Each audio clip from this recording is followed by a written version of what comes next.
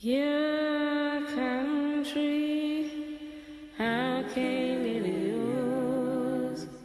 Before the pilgrims landed, we were here. Your country, how came it yours?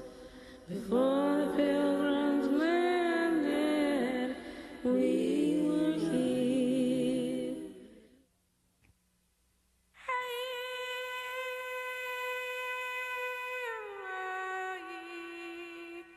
Men may write fictions portraying lowly life as it is, or as it is not. May expatiate with owlish gravity upon the bliss of ignorance, discourse flippantly from armchairs of the pleasures of slave life.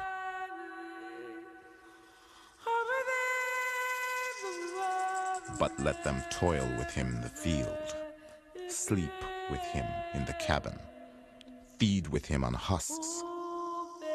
Let them behold him scourged, hunted, trampled on, and they will come back with another story in their mouths.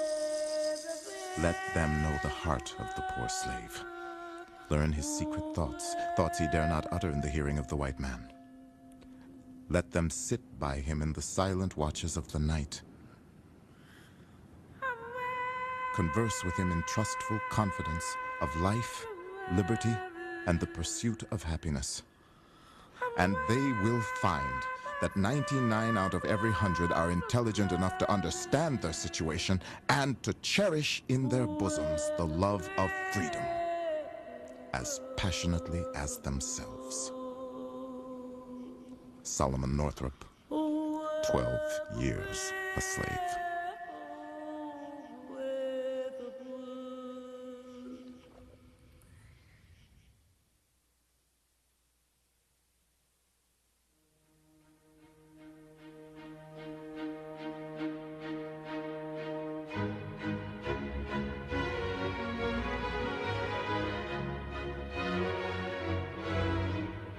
In January 1793, a remarkable sight appeared above the rooftops of Philadelphia, the birthplace of American independence.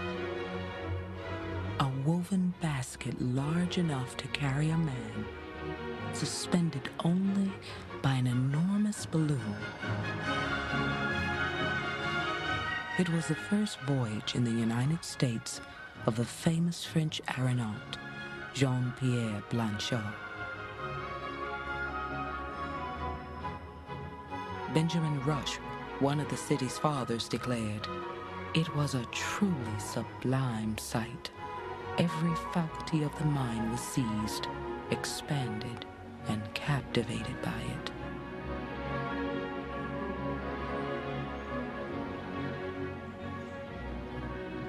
We're into the age of enlightenment, and the balloon is certainly a product of it, because we're talking chemistry with the gases that expand it. We're talking about aeronautics with the principles that developing principles that hold it up.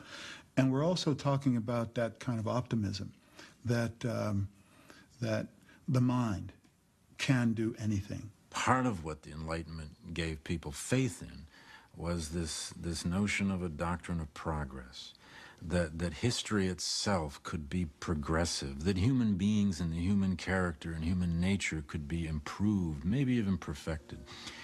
And in America now, there was the spreading belief that liberty would expand, and the contradictions to that liberty, the problems that that liberty would face, would somehow be dissolved or absorbed.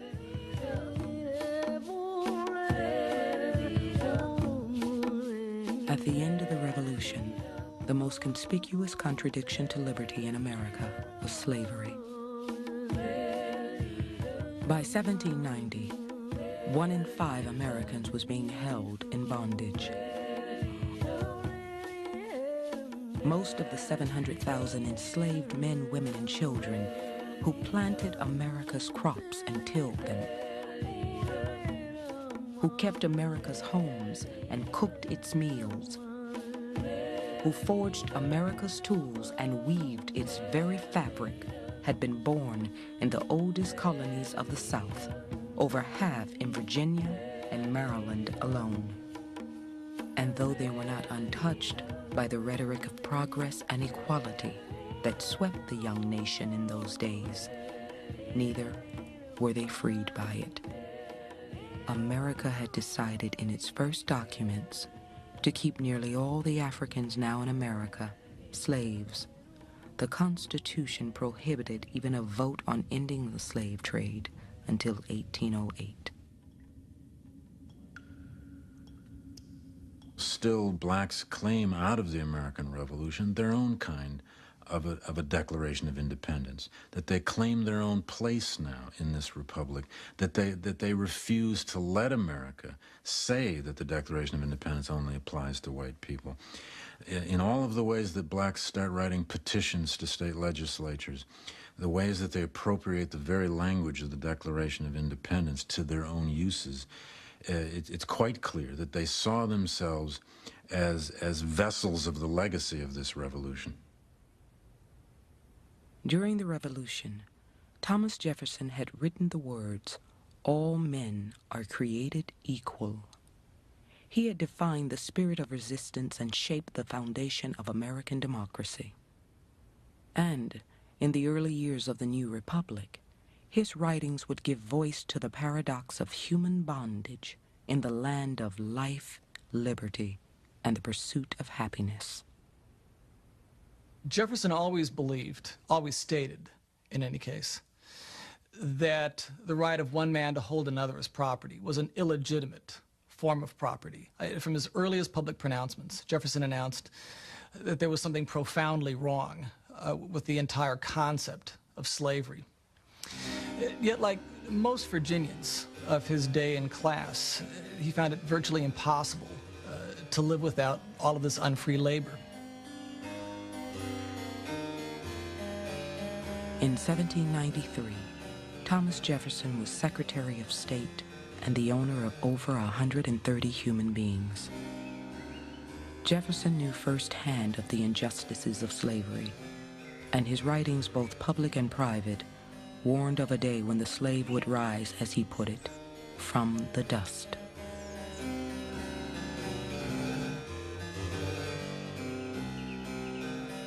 Can the liberties of a nation be thought secure when we have removed their only firm basis, the conviction in the minds of the people that these liberties are the gift of God, that they are not to be violated, but with his wrath? Thomas Jefferson. Jefferson gave us the Declaration of Independence, but Jefferson is really one of the first people, and certainly the most important person, to discuss in writing black inferiority. He's the first person to discuss in writing the idea that blacks and whites cannot live together as equals. In 1781, 5 years after he composed the Declaration of Independence, Jefferson wrote notes on the state of Virginia. In it, he answered queries about the mountains and rivers, cascades and caverns, several pages devoted to the average fall of rain. But in Query 14, the administration of justice and the description of the laws, Jefferson turned his attention to the character of his slaves. Their griefs are transient, he wrote. Their odor, disagreeable. Are not the fine mixtures of red and white the expressions of every passion by greater or less suffusions of color in the one, preferable to that eternal monotony which reigns in the countenances, that immovable veil of black which covers all the emotions of the other race? Add to these flowing hair, a more elegant symmetry of form, their own judgment in favor of the whites, declared by their preference of them, as uniformly as is the preference of the orangutan for the black women over those of his own species. Jefferson had to find excuses for why he said one thing and practiced another. And so his answer was that Africans and their descendants were biologically inferior to Anglos, and therefore they were essentially children. And it was his responsibility, his duty, to care for these people who simply couldn't care for themselves in a free world.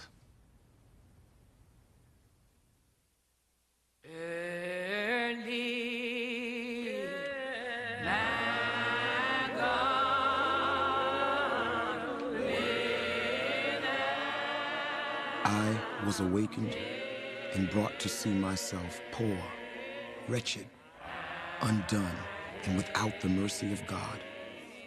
I was tempted to believe hell would be my portion. And all of a sudden, my dungeon shook, my chains flew off, and glory to God, I cried. During the American Revolution, Richard Allen, born a slave, had been converted under the preachings of an itinerant white minister.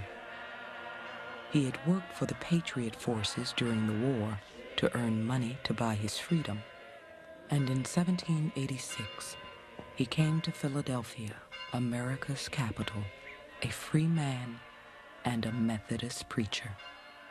His dream was to build a church, to uplift the morals of those so long oppressed by slavery.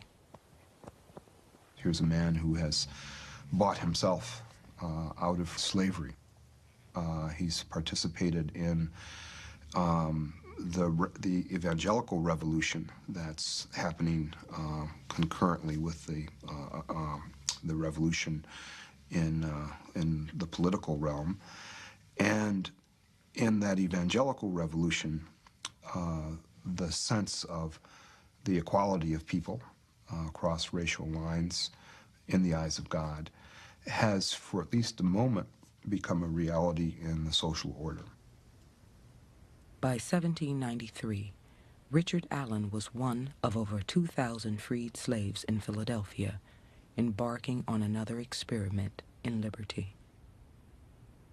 Allen had enlisted members of the white community in raising money for an African church, and offered himself as an example that former slaves could reach as high as white Americans. Some of what moved Allen were ideas like work real hard, go to school, learn, you can do anything. You know, these principles, these American principles that hey, here's this wilderness, and if we dedicate ourselves, we can change it. We can change it into a garden. I think Allen believed that. Allen spent his days going among the poorest of the freed slaves, preaching as many as 5 times a day. He attended this white Methodist church until black members were evicted from services one Sunday for mistakenly sitting in seats reserved for whites, seats the black community had helped to build.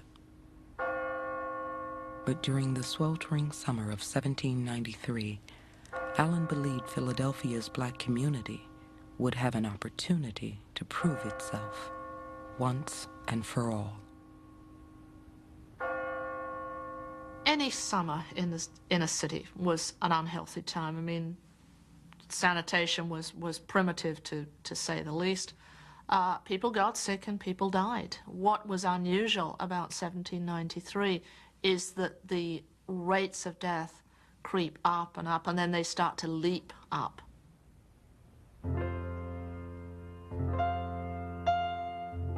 A malignant fever has broken out in Water Street, which has already carried off 12 persons. The disease is violent and of short duration. In one case, it killed in 12 hours, and in no case has it lasted more than 4 days. Benjamin Rush, Philadelphia.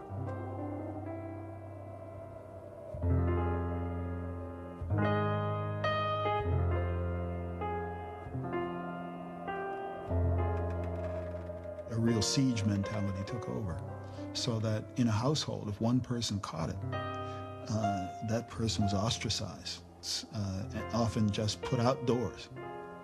And you had the situation where you had actual situations where children were put out of doors, dropped in the street because people were afraid the child would infect everybody else.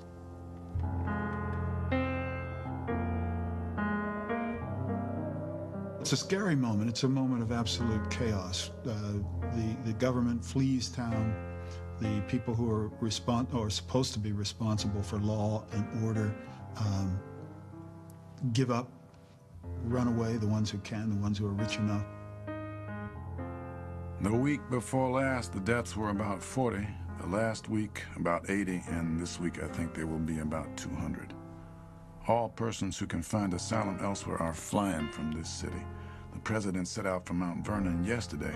General Knox is setting out from Massachusetts, and I think to go to Virginia. Thomas Jefferson, Secretary of State. Dr. Rush has acknowledged with a candor that does him honor that in his early days, having depended on gentle purges of salts, his patients all died. Afterwards, he had recourse to strong purges of calomel and jalap and the bleeding. Matthew Carey. Benjamin Rush, a signer of the Declaration of Independence and Philadelphia's leading physician, had acquired a reputation as a friend of the black community when he joined Allen in soliciting funds for the African church. Rush had some reports that seemed to him to indicate that people of African ancestry are immune. So several ideas come together in this man's mind that this is a divine dispensation, that you have a segment of the community despised, discriminated against, who are, for some reason, he thinks, unable to contract yellow fever. So what an opportunity for them to be of service to the white community that is afflicted, nurse people, treat people, and then in the aftermath, how much gratitude is going to be lavished upon them. And so you had this anomalous situation of people who wouldn't allow, who would never dream of having a black person enter their front door, let alone their bedroom.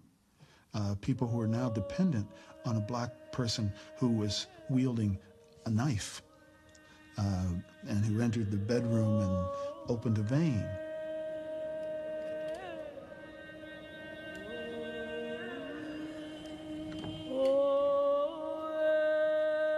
I don't know what the people would do if it were not for the Negroes, as they are the principal nurses. Dr. Rush has had it, but recovered. Isaac Heston. By October, nearly 4,000 white Philadelphians lay dead or dying, and 10% of the city's black population had been claimed by the plague. In the end, the fever had shown no preference for black or white. The plague didn't end until the first frosts in November. And then there seemed to be this miraculous lifting of the curse. And of course, people were jubilant and felt that the city had been saved, had been delivered.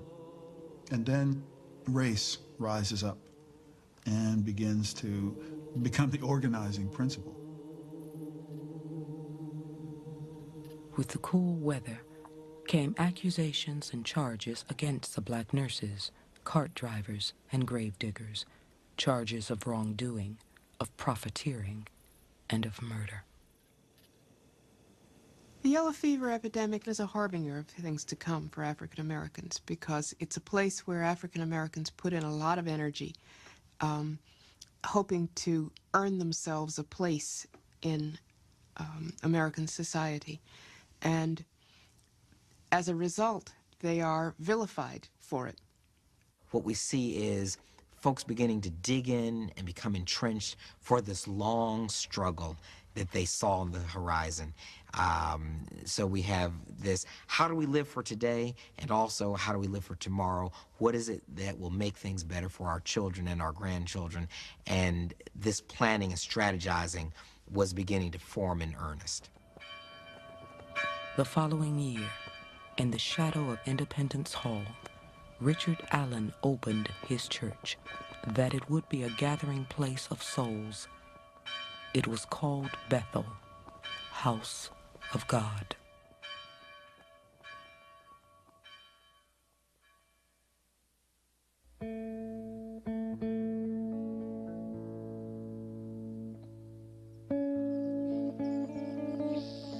When I arrived at the age of 18, it was my lot to be introduced to a slave girl named Melinda. Melinda was graceful in her walk, extraordinary. Her skin was smooth with dark and penetrating eyes. Before I was aware of it, I was deeply in love and became satisfied that it was reciprocal. I could read it by the warm and affectionate shake of the hand and the gentle smile upon the lovely cheek. I could read it in the language of her bright and sparkling eye. Our marriage took place during Christmas. And some months later, Melinda made me a father, Henry Bibb.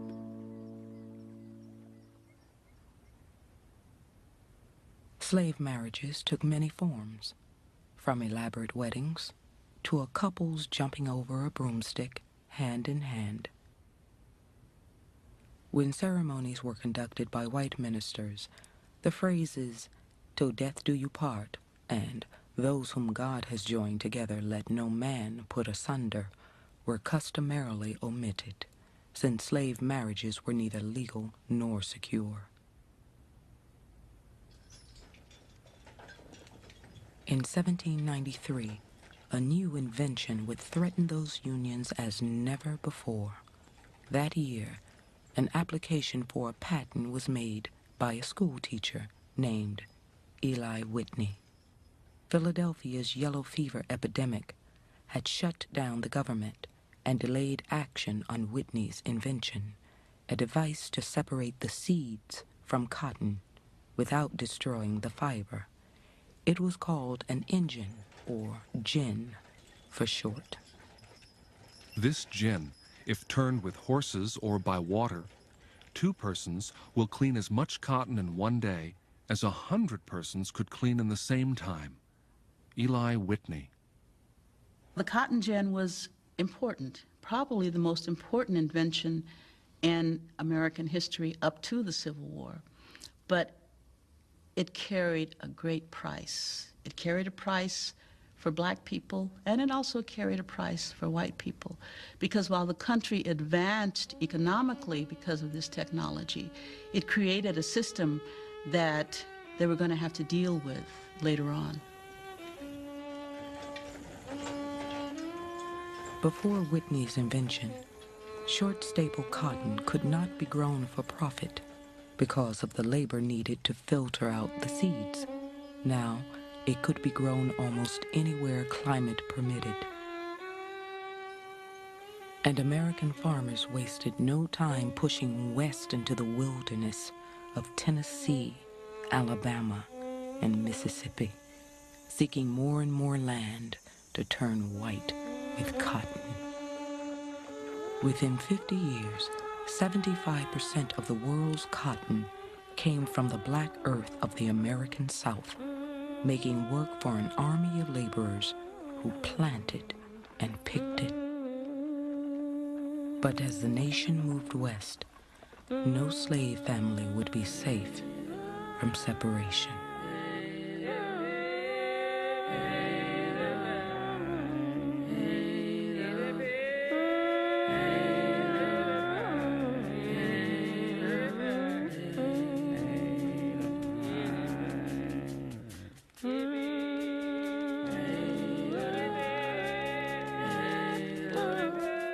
When my babe was born, it weighed only 4 pounds, but God let it live. When he was a year old, they called him beautiful.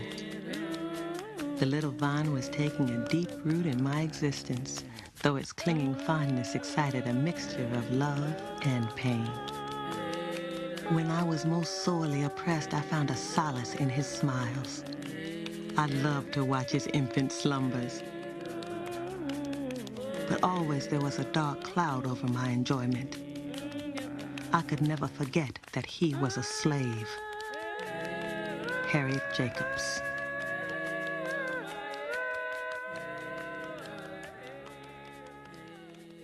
If a master died, or if a master went into debt, or if the crops failed, or if there was some catastrophe, these people were a prey not only to hunger and poverty, but were prey to their most intimate relationships being violated. One of the challenges of trying to understand what slavery meant is to somehow balance the big picture of here's this dreadful, oppressive relationship with the other reality that there are men, women, and children who are living their lives, who are falling in love, who are deciding to have children, who have all the kinds of human frailties of others.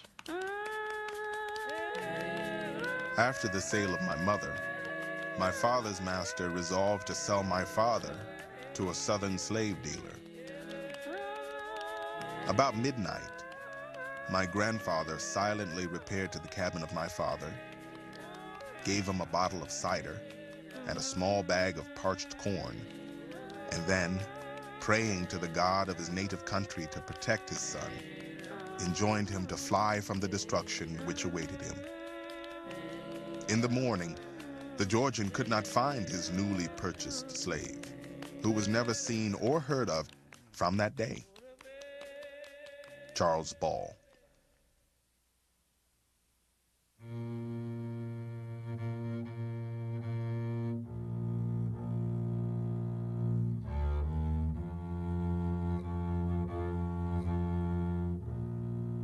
After the invention of the cotton gin, the threat of sale loomed larger than ever before, and laws were passed to keep slaves under a tighter watch.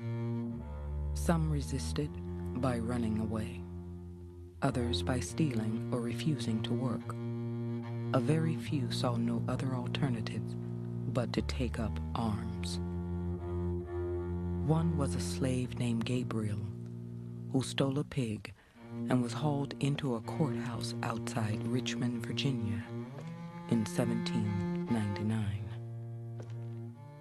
Gabriel was caught stealing a pig.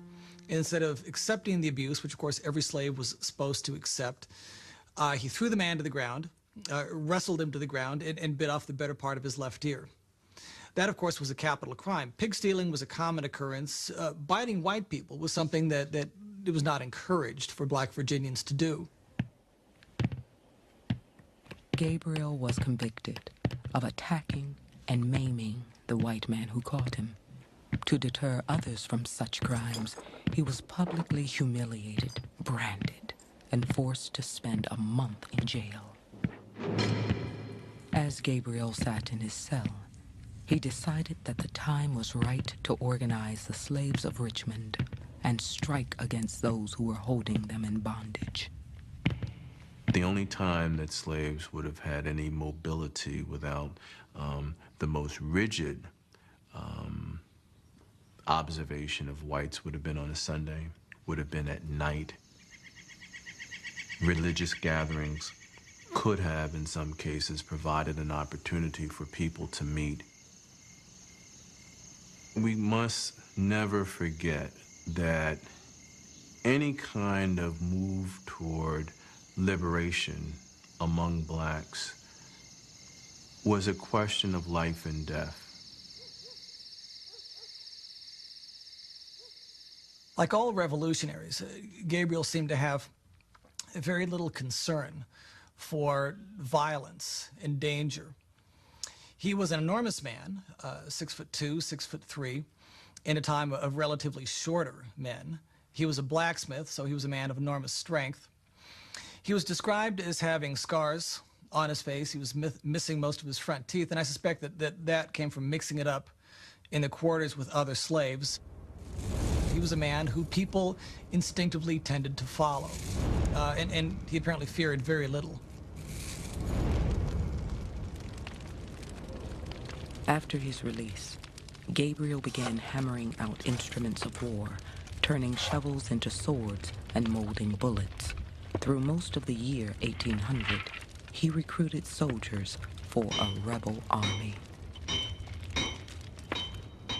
All the whites were to be massacred, except the Quakers, the Methodists, and the Frenchmen, and they were to be spared on account of their being friendly to liberty. They intended also to spare all the poor white women who had no slaves. Ben Woolfolk, conspirator. Obviously, he was not a naive man. He realized that this would be black freedom born of white fear, not out of white magnanimity.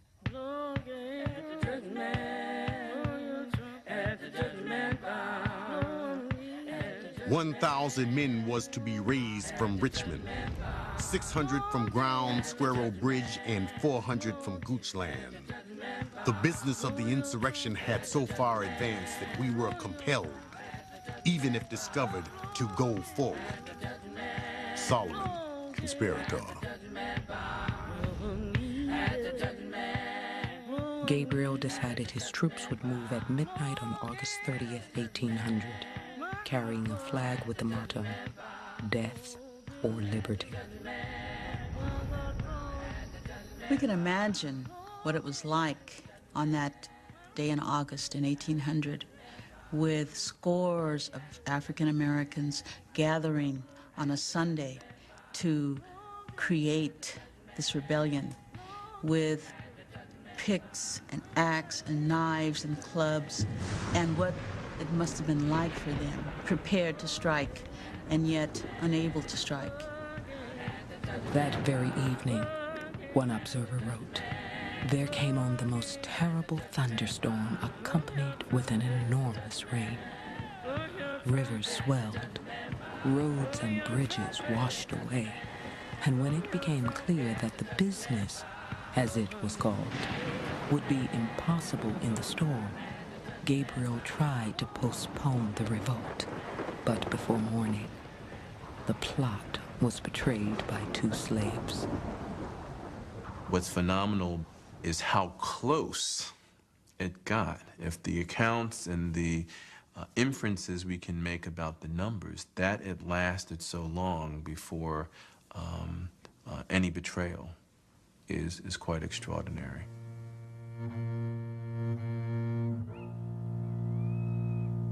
Gabriel went to trial on October 6th, 1800.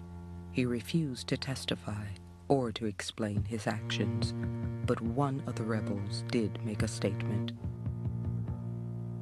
I have nothing more to say in my defense than what General Washington would have had to offer had he been taken by the British and put to trial.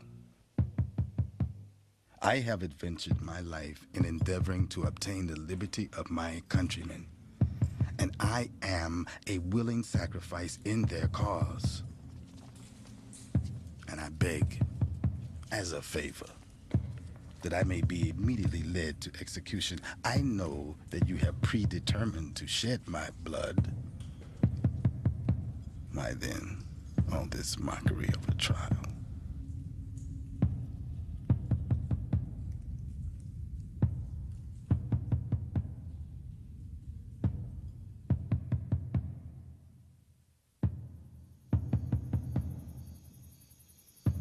One cannot go to bed in the evening without the apprehension of being massacred before morning.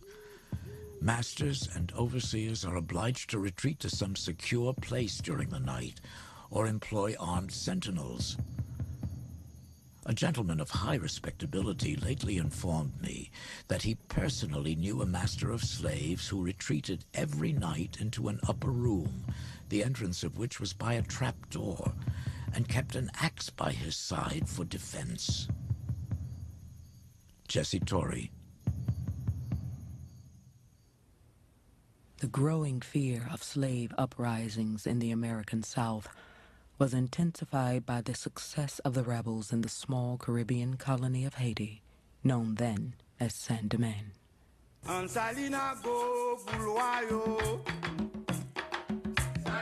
Saint-Domingue had been the most brutal of Europe's colonies in the New World, and the most successful, until a violent slave revolt in 1791 had changed all that, releasing hundreds of thousands from their bondage and overturning the plantation economy.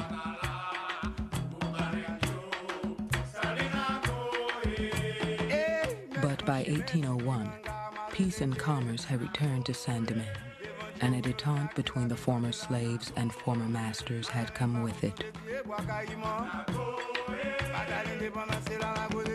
While still a French colony, Saint-Domingue was moving toward independence, just as the United States had done 25 years before. That year, Saint-Domingue's governor, Toussaint Louverture, himself a former slave, declared a new constitution outlawing slavery forever.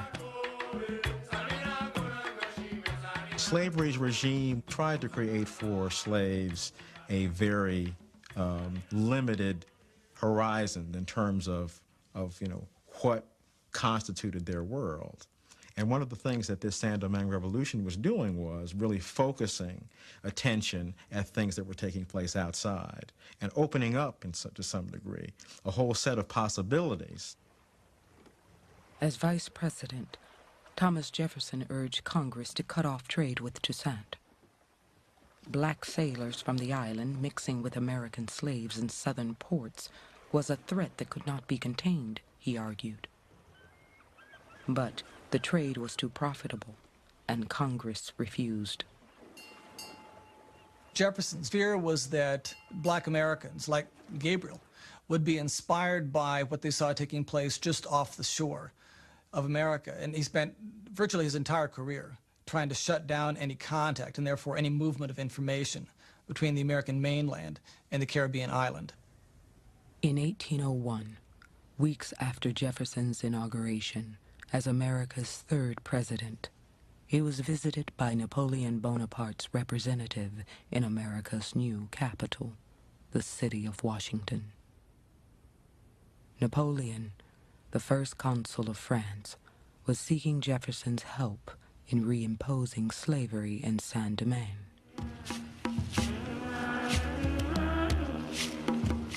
After the meeting, the envoy wrote to Napoleon that Jefferson promised that all necessary measures would be taken to starve out Toussaint and to aid the French army. In February 1802, the first of Napoleon's troops began to arrive at Saint-Domingue's harbors. After 4 years of peace, war resumed immediately.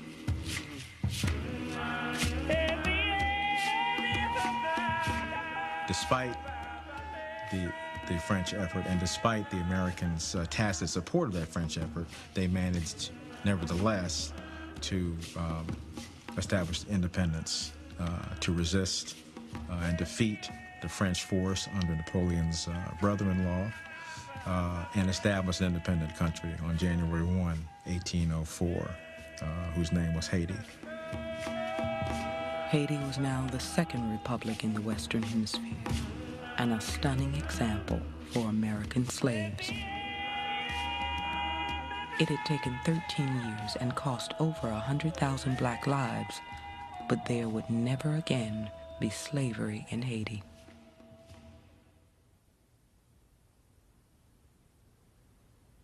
Napoleon, now unable to use Haiti as a military base to protect French interest in North America and embroiled in other foreign wars, abandoned the New World, selling the Louisiana Territory to the United States for $15 million. Well, it's ironic that despite Jefferson's own hostility to the Saint-Domingue Haitian Revolution, that the signal achievement of his administration was very much based on the success of that revolution. That was the purchase of the Louisiana Territory. Called the greatest bargain in American history, the Louisiana Purchase doubled the size of the American Republic, making room for 13 new states, all west of the Mississippi River. 4 years later, the first American steamboat would push away from its mooring. And by the 1830s, the Mississippi would be crowded with them, embarking from ports like New Orleans, Louisiana, and Jefferson City, Missouri, laden with slave-grown cotton.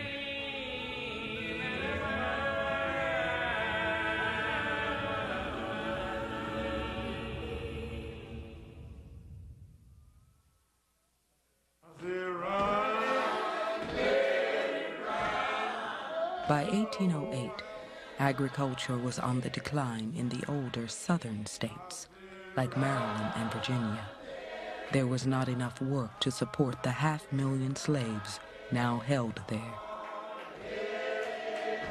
In the North, slavery was dying, and an anti-slavery movement was being born.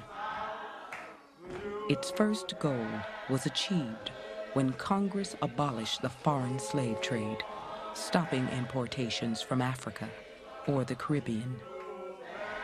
The ban was signed into law on January 1st, 1808, the earliest moment allowed by the U.S. Constitution. Let the 1st of January be set apart in every year as a day of public thanksgiving. Let the history of the sufferings of our brethren and of their deliverance descend by this means to our children, to the remotest generations. And when they shall ask in time to come, saying, what mean the lessons of this day?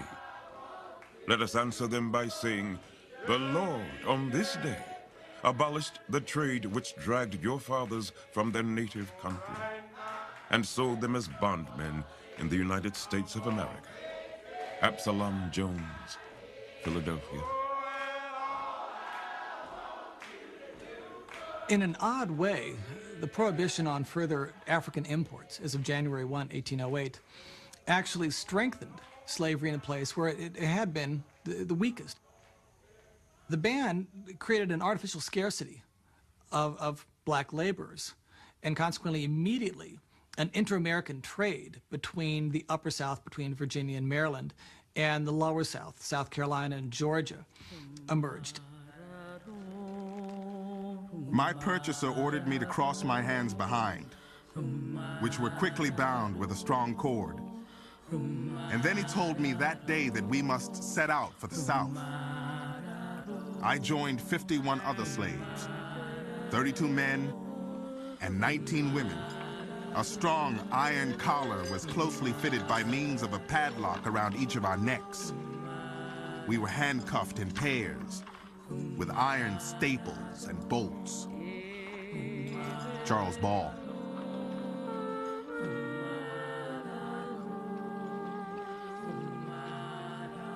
Though slavery would vanish from the North, it would flourish on the new frontier and provide a market for the surplus of slaves in the upper South. Charles Ball was born into slavery in Maryland, as his parents had been. He would be one of hundreds of thousands force-marched into the deep South and West.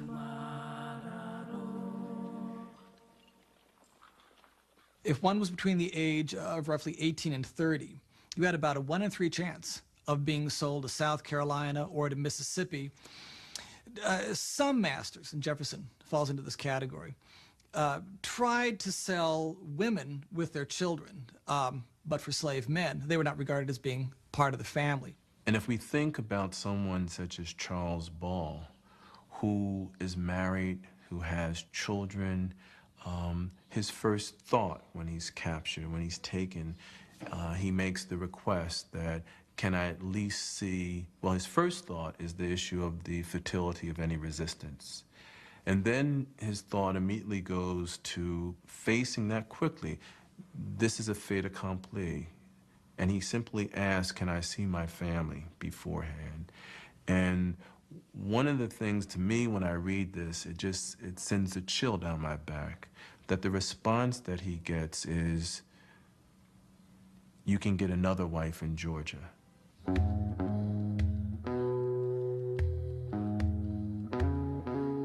We all lay down on the naked floor to sleep in our handcuffs and chains. The women, my fellow slaves, lay on one side of the room, and the men who were chained with me occupied the other.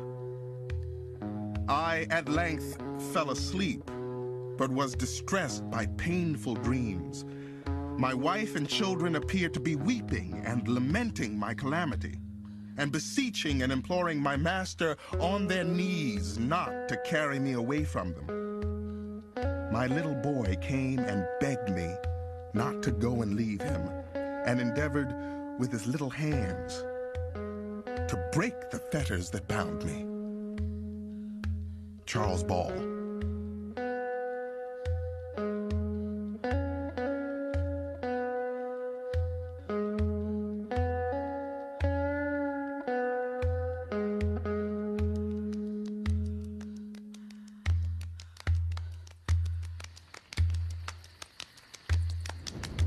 In the first place, it is impossible in the nature of things for the blacks in the North to ever be reconciled to the whites, while hundreds of thousands of their countrymen are groaning, bleeding, and dying beneath the frowns of despotism in the South.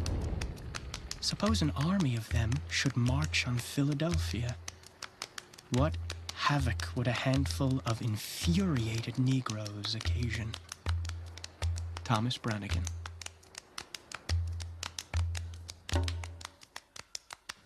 Since 1793, the black population in Philadelphia had grown to over 10,000 souls. Many were refugees from slavery. There and throughout the North, free black communities had built churches and formed mutual aid societies to help the fugitives and those newly freed.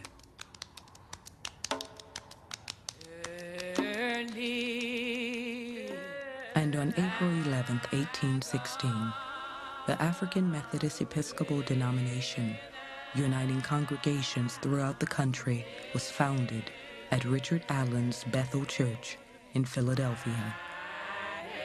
Allen was consecrated its bishop. Arguably, the AME Church was the main black institution for most of the 19th century. It served as a forum for political organization, for economic cooperation. It served as a place where blacks could express themselves in a public arena. It served as a focal point for the organization of free black communities. As the black population in northern cities grew, some whites worried that the peace and security of the nation was at stake.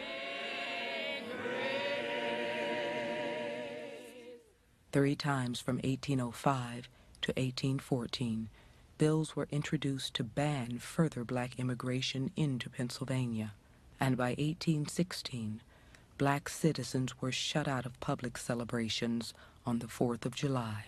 That year, a group of white politicians and ministers met in Washington, D.C. to discuss the problem of free black people in the United States. You genuinely had individuals who were concerned about the future of black people in America, whether it be from purely racial motivation that they did not like the prospect of living alongside black men and women who would be fellow citizens, or whether it was because they wanted to protect their slave investments and felt that free black people were likely to incite the slaves to rebellion. On New Year's Day, 1817, the concerned statesmen gathered in Washington founded the American Colonization Society, with support from the federal government. Its mission was to resettle free black people outside the United States. The ACS would list among its members President James Monroe, the author of the Star-Spangled Banner, George Washington's nephew, and a famous anti-colonizationist from Tennessee named Andrew Jackson. This is the same generation, bear in mind, that forced thousands of Georgia Cherokees to move to Oklahoma. And so the idea of moving people around to make this a more perfect white man's country was not nearly as irrational as it often seems to us. Days after its founding, the American Colonization Society contacted James Forten, a wealthy businessman in Philadelphia's black community. The ACS hoped free black people would see their future in a place like Sierra Leone, an English colony on the coast of West Africa.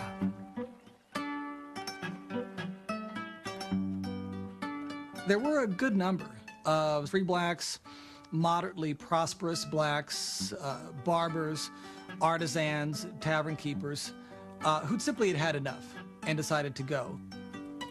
They were weary of endless white demands for deference. They were tired of getting off the sidewalk when a white man walked toward them.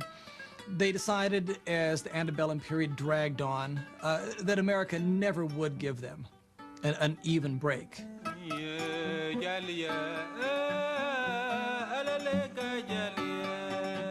Paul Cuffey, a black shipping merchant from Massachusetts, wrote that the citizens of Sierra Leone were instilled with every privilege of freeborn citizens. On January 15, 1817, a meeting was called at Bethel Church to respond to the Colonization Society's proposition. This was a meeting that absolutely packed Bethel Church with 3,000 men, constituted the vast majority of the adult men in the black community. It was a tremendous meeting, and led by the very people that they had the greatest reason to respect: Richard Allen, Absalom Jones, James Forten, men who had proven themselves over and over again, whom the community was accustomed to look to for leadership, for assistance, for guidance. That night, Forten and other leaders argued in favor of setting sail for African shores. But when a vote was called, Forten later wrote, a no was heard that sounded as if it would bring down the walls of the building. The assembly gathered that night adopted the following resolutions without one dissenting vote. Whereas our ancestors, not of choice, were the first successful cultivators of the wilds of America, we, their descendants, feel ourselves entitled to participate in the blessings of her luxuriant soil. We will never separate ourselves voluntarily from the slave population of this country. They are our brethren by the ties of consanguinity, of suffering, and of wrong.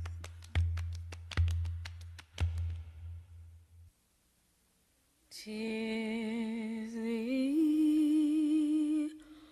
oh,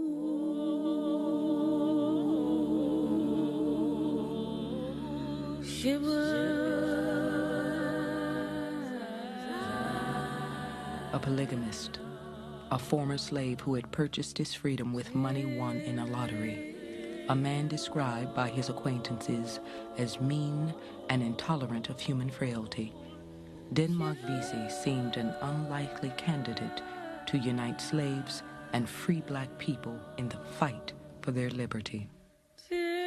As the property of a slave ship's captain, Joseph Vesey, for nearly half his life, Denmark was well acquainted with the harsh realities of the traffic in flesh.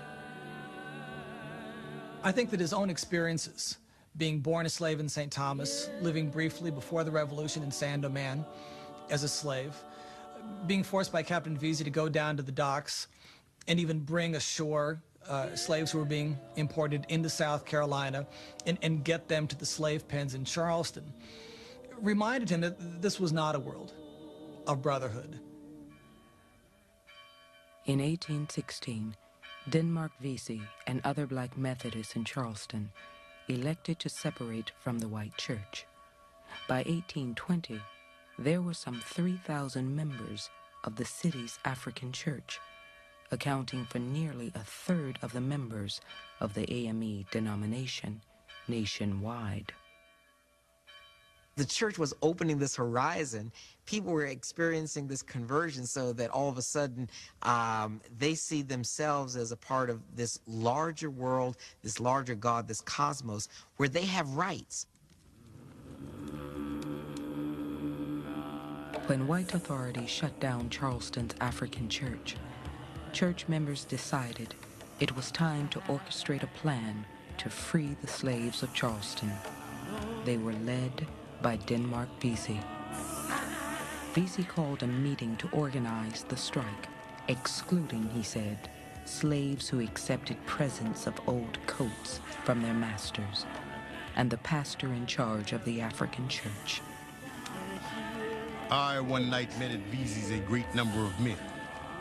Vesey said the Negroes were living such an abominable life, they ought to rise. I said I was living well. He said though I was, others was not, and that it was such fools as I that were in their way. Frank. The number of conspirators in Vesey's plot was estimated to be in the thousands, making it the most far-reaching insurrection planned in North America.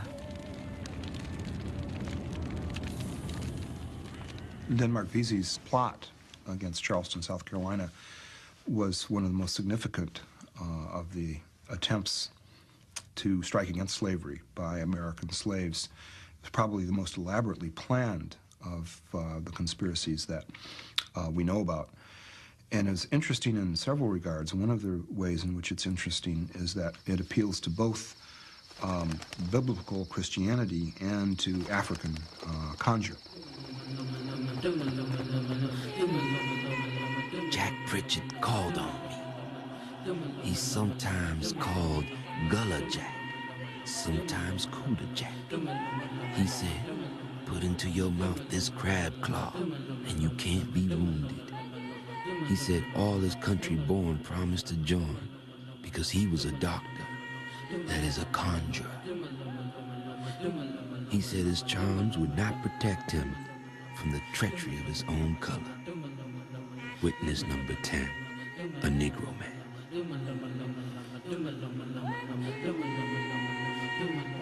Unlike Gabriel 20 years before, Vesey planned to spare few whites. But like Gabriel, his insurrection ended before it began. Vesey was informed on by one of his men and captured and sentenced to die.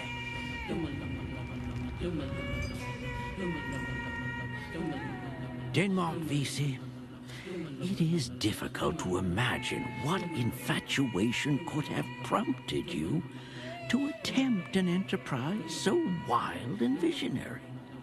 You were a free man, were comparatively wealthy, and enjoyed every comfort.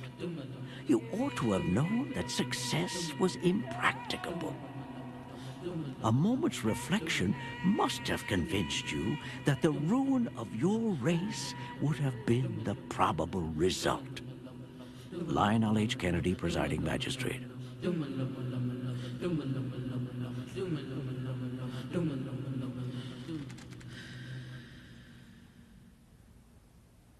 In the aftermath of the Vesey conspiracy, white citizens of Charleston tore down the African church, brick by brick. It was important to raise the church. It shows the importance of these black institutions for a sense of black independence and autonomy. It's the same reason that black churches are bombed or burned today. It represents a sense of crucial autonomy for black people, and an autonomy which in Charleston had turned dangerous. In one Friday, late in July of 1822, the state executed in one moment 22 of Vesey's followers.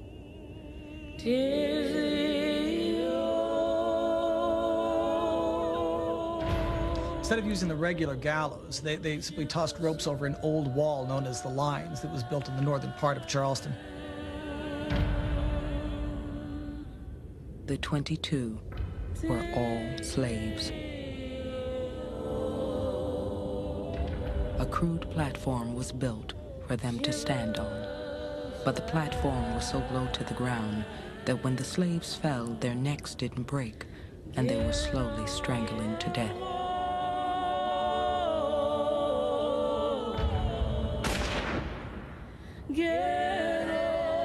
To hasten them to the grave, the captain of the guard rode down the line, shooting each of them in the head, reloading as he went from one man to the next.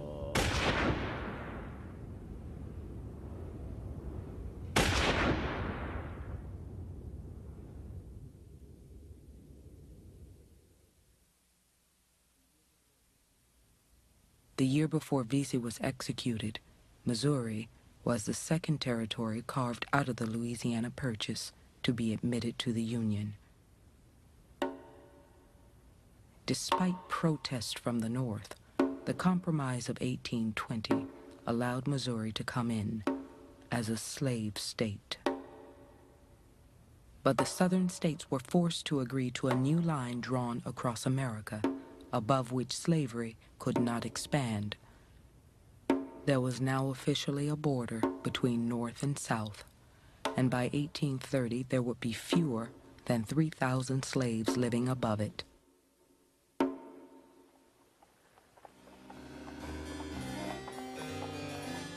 Writing in 1820, Thomas Jefferson expressed the opinion that this line would never be obliterated, and that every new irritation would mark it deeper and deeper.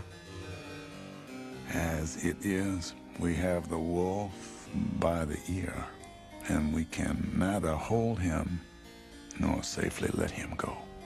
Justice is in the one scale, and self-preservation in the other.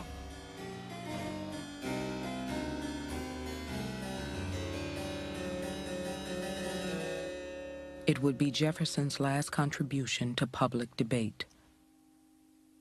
Thomas Jefferson died on the 4th of July, 1826.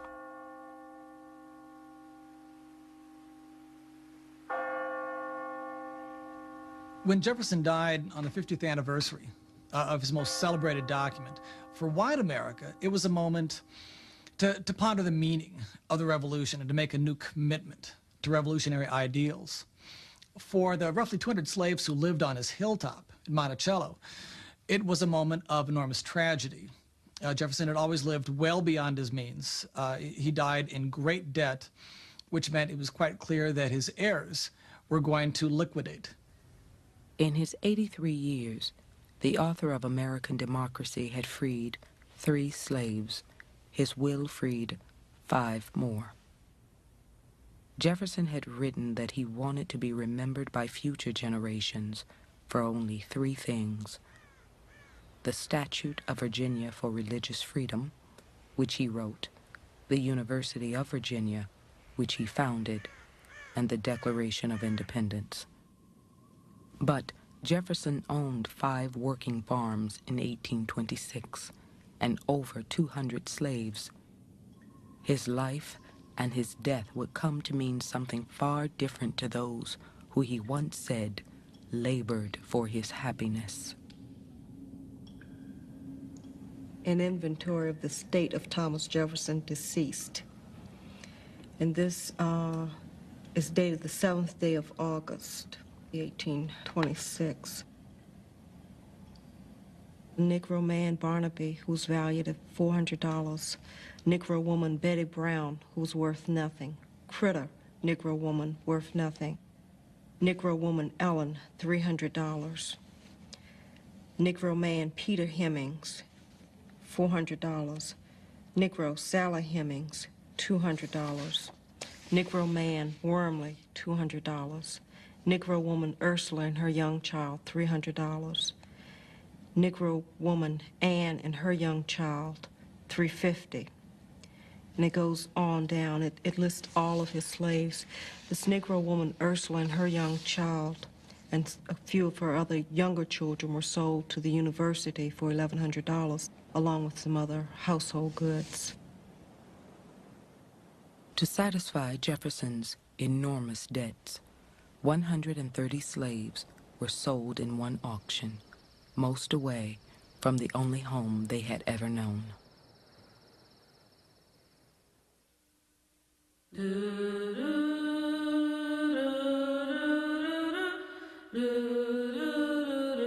What good man would prefer a country covered with forests and ranged by a few thousand savages to our extensive republic, studded with cities, towns, and prosperous farms, embellished with all the improvements which art can devise, or industry execute, occupied by more than 12 millions of happy people, and filled with all the blessings of liberty, civilization, and religion? Andrew Jackson. In 1828, Andrew Jackson was elected the 7th President of the United States on a platform that proclaimed him champion of the common man. In many states, white men no longer needed to own property to vote, and the coming of photography would allow ordinary people to chronicle the nation's rapid expansion. In 1830, the first U.S. railroad would open for business, and by the end of the next decade, thousands of American citizens would seek their fortunes in the West, taking slavery along with them. What's blooming now is this, in many ways, golden age of American optimism. But at the same time, there's all of this optimism, this faith and progress in America. There is beginning to be a real fear that what's also spreading across this continent is a problem that someday the country's got to face. That someday there has to be a solution to this contradiction of slavery in a land of liberty and freedom. By 1827, the last vestiges of slavery in the North were crumbling. That year, New York freed all 10,000 men, women, and children held in bondage in the state. But in a nation of 12 million, fewer than 3% were free black people.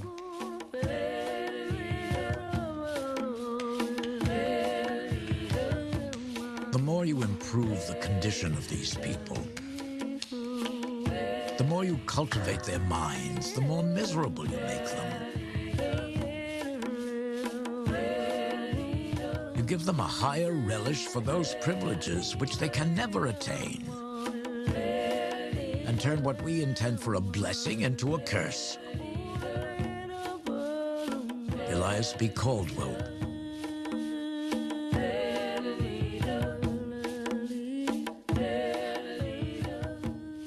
The right to vote, the right to serve on juries, the right to be elected, the right to spend money freely, whatever money you have, without social restrictions, the right later on to serve in militias, to migrate west.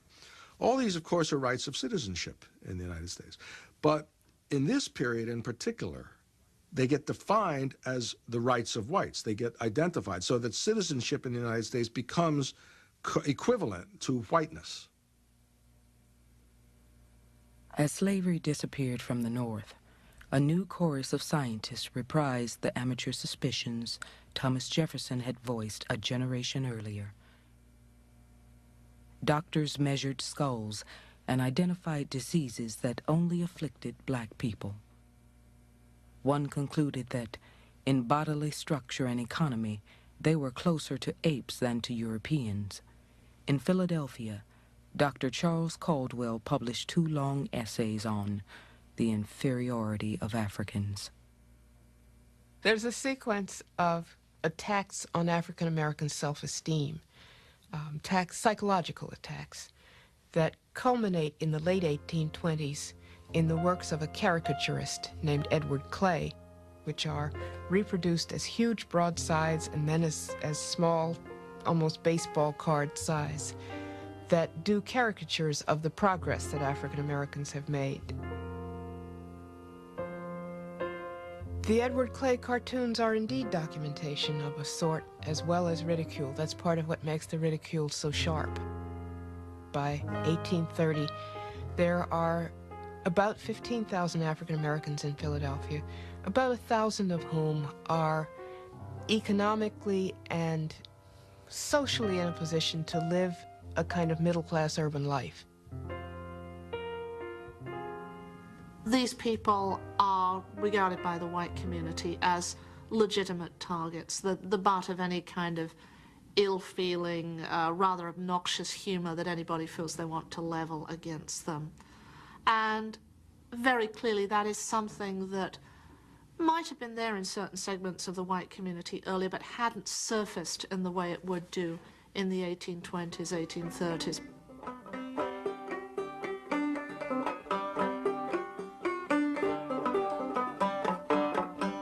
In the 1830s, a new character appeared on American stages.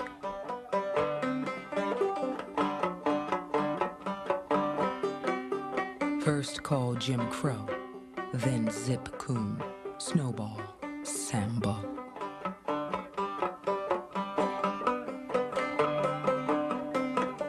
A white face black by a burnt cork gave birth to a new American myth.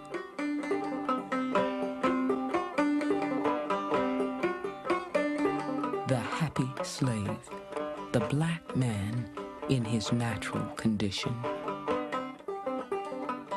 Absurd as may seem Negro minstrelsy to the refined musician, it is, nevertheless, beyond doubt that it expresses the peculiar characteristics of the Negro as truly as the great masters of Italy represented their more spiritual and profound nationality.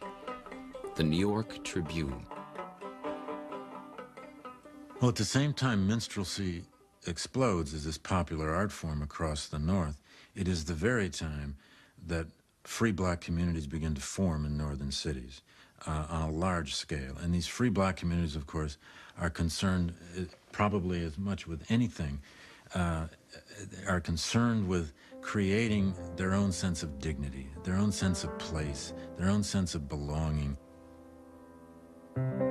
On September 15th, 1830, Richard Allen, now an old man, gathered 40 delegates from black communities in New York City, Wilmington, Baltimore, and Boston for the first National Negro Convention. The assembly composed an address to the free people of color, which began with a reference to the famous phrase of the Declaration of Independence, "All men are created equal." I think that the real consciousness of an African-American community, as opposed to Africans kind of scooping themselves together and trying to make a community, that the real consciousness comes with that convention in 1830. They're never again without some organization that meets nationally at least once a year and gets together and talks about, well, where are we now and what do we do next? Out of the National Negro Convention movement would come boycotts of slave-produced goods, strategies for ending segregated passage on steamboats and stagecoaches, and a call for slave rebellion in the South.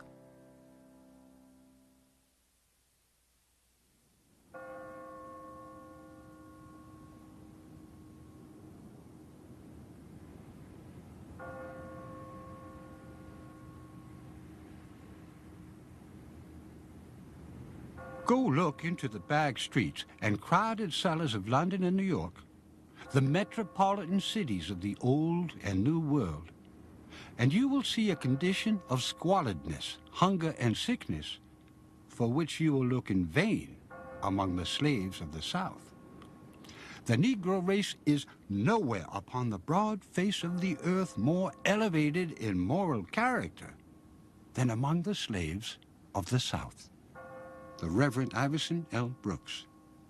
In part because of the growth of the cotton economy, the White South, especially the Lower South, South Carolina, Georgia, began to articulate a fairly new idea, which was that slavery was not a bad thing in any way, but that it was a positive good for all concerned, that it allowed for white American civilization to advance by taking whites out of menial labor. It allowed for Africans to be civilized by bringing them into contact with allegedly superior white culture and the Christian faith.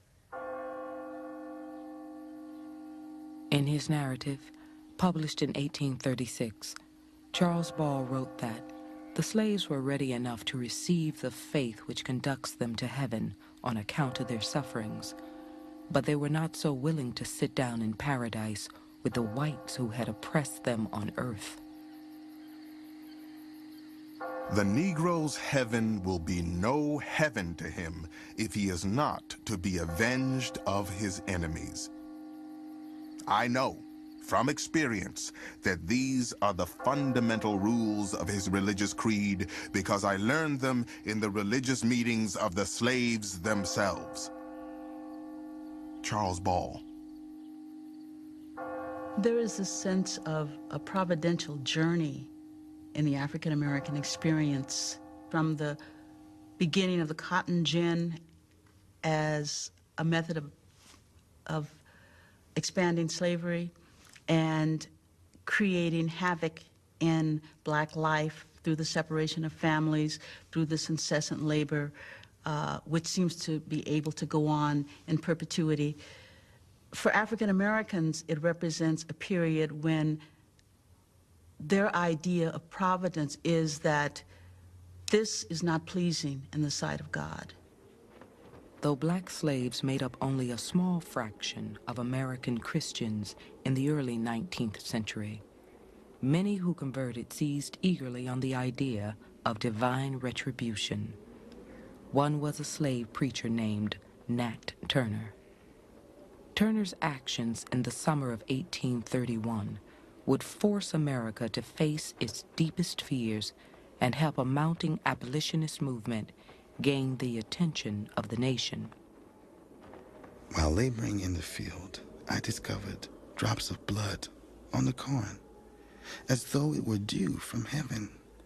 And as the blood of Christ had been shed on this earth and had ascended to heaven for the salvation of sinners, it was plain to me that the Savior was about to lay down the yoke he had borne for the sins of men, and the great day of judgment was at hand. Nat Turner. God in the Old Testament often worked through acts of violence and often protected the Israelites through acts of violence. And it was in that tradition that Nat Turner situated himself.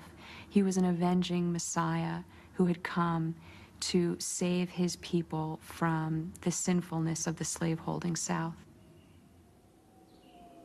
Nat Turner was born in the year 1800, the week before Gabriel was hanged. In 1825, Turner voluntarily returned to bondage after successfully making his escape. The Spirit had appeared to him, he said, and told him to return to his earthly master. But in 1828, the Spirit appeared to him again. I heard a loud noise in the heavens, and the Spirit instantly appeared to me and said the serpent was loosened, and Christ had laid down the yoke he had borne for the sins of men, and that I should take it on and fight against the serpent, for the time was fast approaching when the first should be last and the last should be first. And immediately, the seal was removed from my lips, and I communicated the great work laid out for me to do. Nat Turner.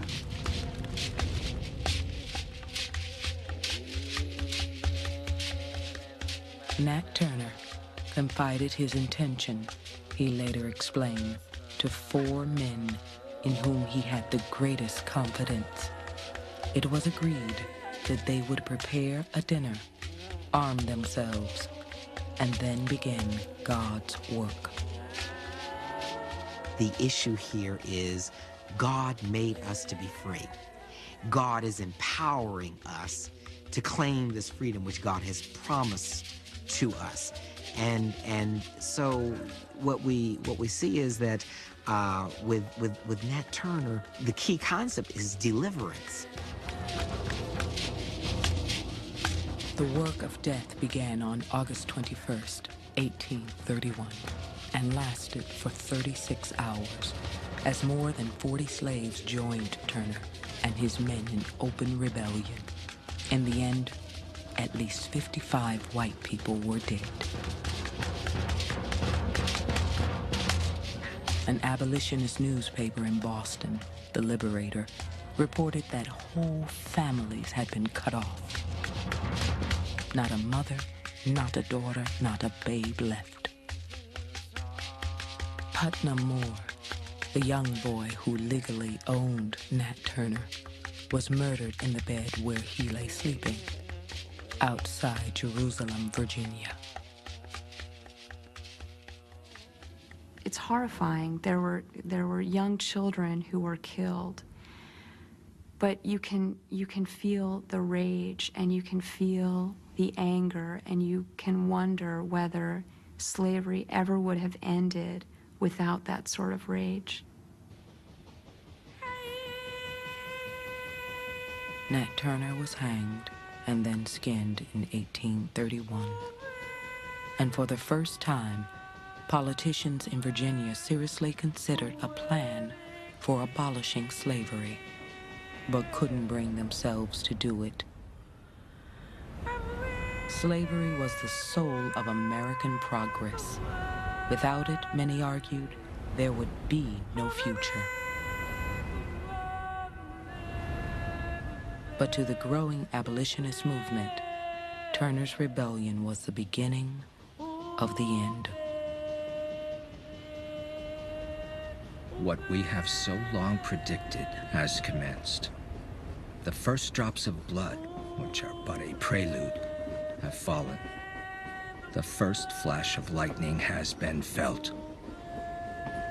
The first wailings of a bereavement, which is to cloak the earth, have broken upon our ears. The Liberator, September 3rd, 1831.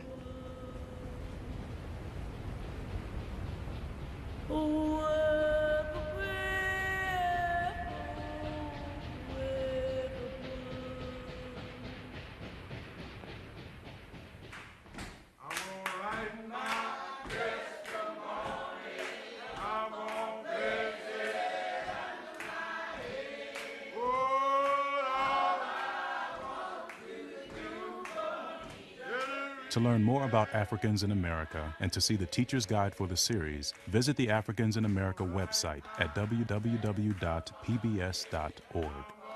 Next time on Africans in America, the nation grows rich off the blood and sweat of enslaved African Americans. The country is on the brink of change as abolitionists in the segregated North ignite uprisings for freedom. What was also at stake was the whole future of the United States. To purchase the Africans in America home video, companion book, or CD soundtrack, call 1-800-255-9424.